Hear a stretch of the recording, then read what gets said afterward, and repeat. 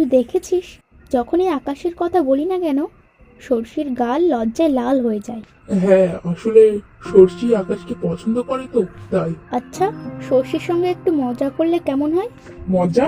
মানে? মানে আমি আর তুই একটা নাম্বার নিয়ে যাব ওর কাছে, আর বলবো এটা আকাশ ওকে দিয়েছে।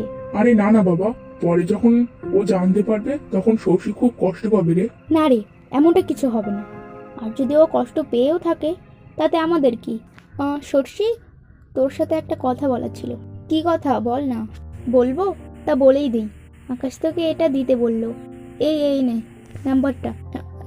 নাম্বার? আমাকে কেন? আহা, যেন দুধের শিশু, কিছু জানে না। একটা ছেলে একটা মেয়েকে কখন নাম্বার দেয় শুনি? আকাশ তোকে ভালোবাসে রে। ফোন করব? না থাক, ফোন করে কি বলবো? না থাক, অন্য কোনো দিন ফোন করবো খন। সর্ষি যদি ফোন করে তাহলে তোর কথা শুনে তো ও বুঝে যাবে। না রে, ও বুঝতে পারবে না। ও যাতে না বুঝতে পারে সেজন্য আমি ভয়েস চেঞ্জার সফটওয়্যার ব্যবহার করছি। বুঝতে পারলি? ফোনটা ওঠা, ফোনটা ওঠা। এ সুরাজ, ও ফোন করেছে। সর্ষি। হ্যালো। হ্যালো। তুমি কি করছো? আচ্ছা, সর্ষি যদি সামনে থেকে আকাশকে জিজ্ঞাসা করে তখন কি হবে? সর্ষি এমনটা করবে না, তুই দেখিস নি আকাশকে দেখে ও কত লজ্জা পায়। বলছি, কাল তোমার জন্মদিন না?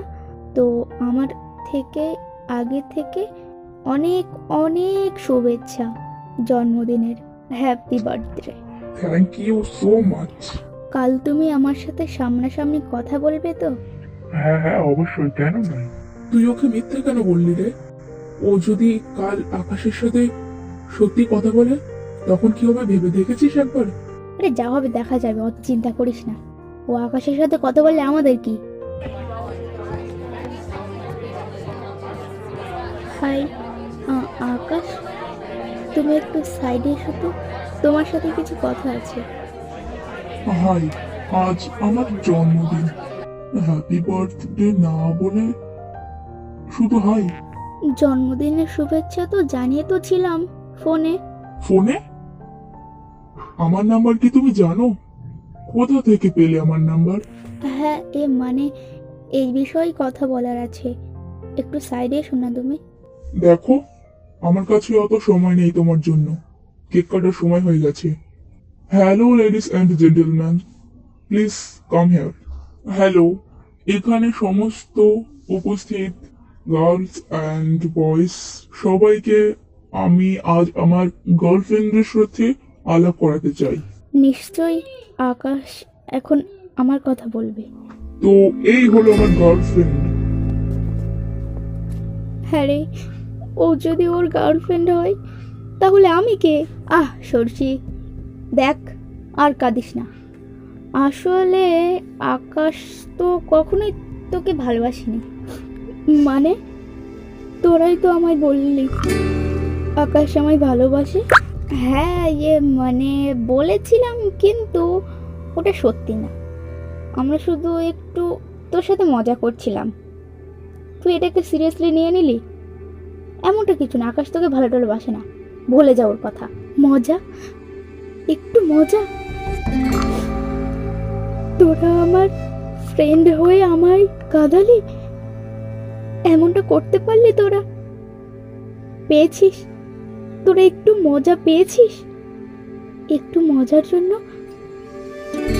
আমার সাথে খেললি তোরা। ব্যাস ব্যাস সর্ষি, ব্যাস, অনেক হয়েছে। আকাশ ভেবে আমাদের সাথে কথা বলে তুই তো আনন্দ পেয়েছিস, তাহলে এত নাটক করছিস কেন? এই তুই যা তো এখান থেকে যা।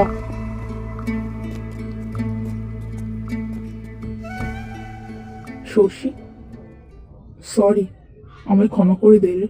আমি বুঝতে পারিনি যে তুই আমাদের মজার জন্য এতটা কষ্ট পাবি। I am so sorry.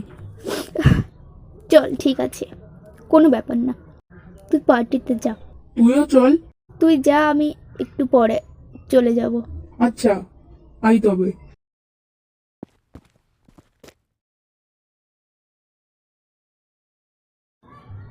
কিরে, সর্ষি কোথায়? সর্ষি বলেছে ও একটু পরে চলে যাবে। ও শিট! এটা এটা সর্ষের গলা না? এটা তুই কি করলি রে সর্ষি? স্যার, এখানে একটু আসুন। এই দেখুন, এখানে হাতে একটা চিঠি পাওয়া গেছে।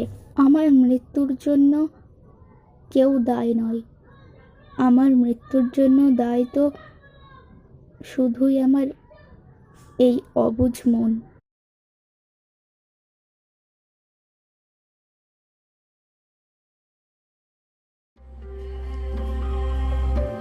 বেচারি, মনে হয় ও আমাকে খুব ভালোবাসতো, না বলাতে নিজের জীবন নিয়ে নিল, তাই বলে এমনটা করা ওর উচিত হয়নি। বেচারি, ওর সাথে এমনটা করা উচিত হয়নি। এখন আমার উপরে, নিজের উপরে কেমন যেন ছোট মনে হচ্ছে। বড়ই আফসোস হচ্ছে ওর জন্যে। এমনটা করা ঠিক হয়নি আমাদের। এখন আফসোস করে কি আর হবে? যে চলে গেছে সে কি আর ফিরে আসবে? তখন আমি তোকে কতবার বারণ করেছিলাম এমনটা করতে হবে না। আমার কথা তো শুনিসনি। এখন ভেবে কি হবে বলতো? যা কিছু হয়েছে সবকিছু তোর জন্য হয়েছে। ও মারা গেছে শুধুমাত্র তোর জন্যে। দেখ, কাটা ঘায়ে নুনের ছিটা দিস না। ওর মৃত্যুর জন্য আমিও খুব দুঃখিত। একটু তো মজা করছিলাম। ও যদি এটা সিরিয়াসলি নিয়ে আত্মহত্যা করে তখন আমি কি করবো বলতো? তবুও তোর একবার ভাবা উচিত ছিল। এখন আফসোস করে আর কি হবে? যা হওয়ার তা তো হয়ে গেছে। এখন দুবার আর এমনটা করিস না কারোর সাথে।